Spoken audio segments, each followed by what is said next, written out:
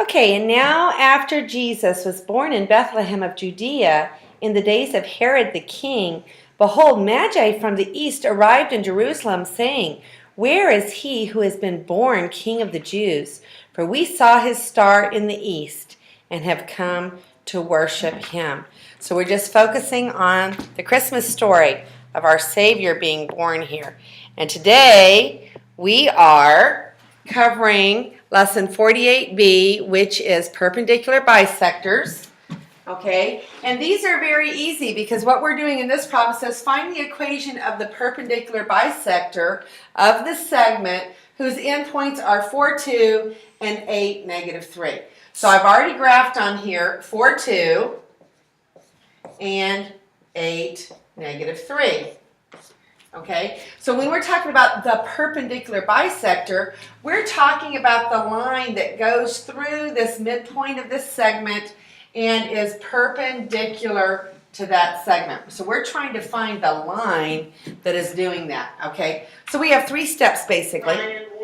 We're going to take our original slope. In order to find the original slope, we're going to take these 2 points, okay? We're going to take 2 minus a negative 3 over 4 minus 8. Mark, if you want to do that in Mr. Aldridge's room where I'm not talking, you can feel free. Okay, so this is going to be 5 over negative 4, or a negative 5/4 slope. Now the perpendicular slope to that is going to be the negative reciprocal of this slope. So we're going to want a slope of 4/5. Okay, and it makes sense because our first slope was a negative slope. It's descending, and our reciprocal slope is a positive slope. Okay, so we know that our line has got a slope of 4/5.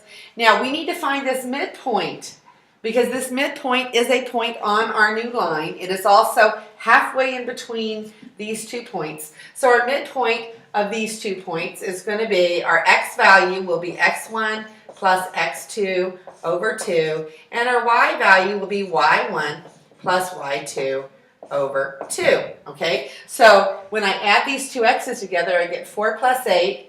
4 plus 8 over 2 is 12 over 2, or 6, okay? And then when I add these 2 together, I get the 2 plus a negative 3 added together over 2 is going to be a negative 1/2, okay? Now when I look at my point over here, my graph isn't perfect because it's not on graph paper, but this point right here is 6 and a negative 1/2. That's my midpoint. All right, so now when I come over here, I'm going to say, okay, I need a line that's going at a slope of 4/5 that is also going through a point that is 6, negative 1/2. So now I'm just going to make the line. Y is mx plus b, but I know my slope is 4/5.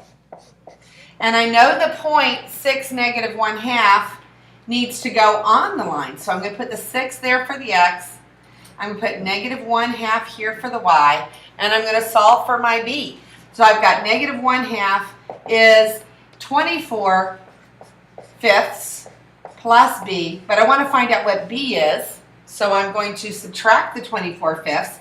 I'll raise it up here. Negative 1/2 minus 24/5 is b.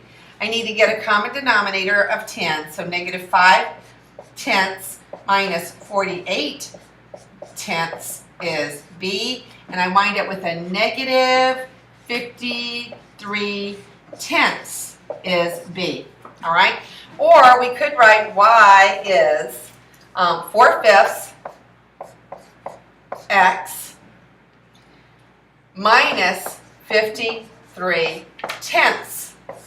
And that would be the equation of the perpendicular bisector that goes through this midpoint and is perpendicular to the original segment. All right, so now let's do one more of those. Everybody come over here to this side of the board where I have another problem written up there. Okay, it says the midpoint method, we're to write the general form of the equation of the perpendicular bisector of the line segment, whose endpoints are 4, -3, and -2, -5. Okay, can everybody see the board here? Let me see if I can move it here, if you can see that a little better. Okay, so now I've got 4, -3 on the board here, 4, -3. And I've got -2, -5, -2, -5. Okay, and again, we have about 3 steps that we need to go through before we're ready to make our line. Okay, so we need to find the original slope, which means I'm going to take the slope formula, y2 minus y1 over x2. Okay, so y2 minus y1 over x2 minus x1 is going to give me -3 minus a -5 over a 4 minus a -2. Remember, it doesn't matter which order I do that in as long as I'm consistent with doing it the same way both times. So I've got -3 plus 5 is 2, and 4 plus 2 is 6. So my original slope was 1/3.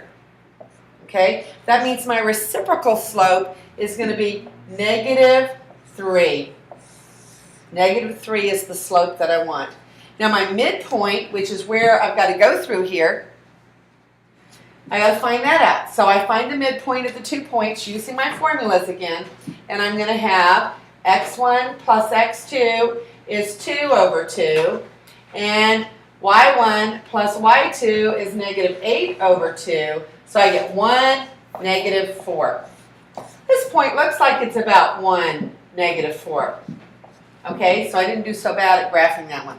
So now we're looking for the line, y is mx plus b, that's going through with a slope of -3 that has a point 1, -4 on the line, because again, I'm looking for this line going this way. That's a perpendicular bisector, and I'm going to plug in a 1. I'm going to plug in a -4, and when I do, I get -4 is -3 plus b. I add my 3 to both sides, and then I get my b is -1. Okay, so if b is -1, then my line is y is -3x minus 1. But on this one, they tell me to put it into my general form, and in general form, that means I have a 0 on one side, so I'm going to throw this over and get 3x plus y plus 1 equals 0. And that would be the general form of that line. And close.